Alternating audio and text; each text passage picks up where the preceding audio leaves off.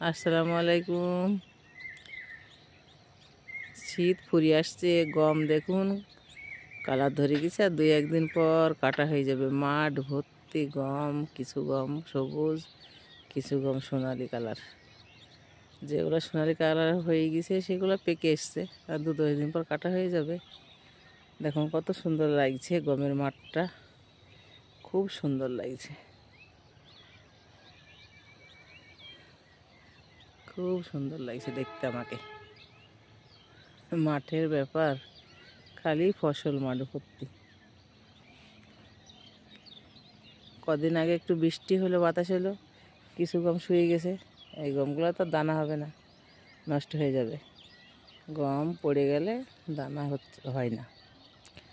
যেগুলো খাড়া আছে সেগুলো খুব সুন্দর শীষ দাঁড়িয়ে আছে, কিছুদিন রোদ পড়লেই পেকে যাবে।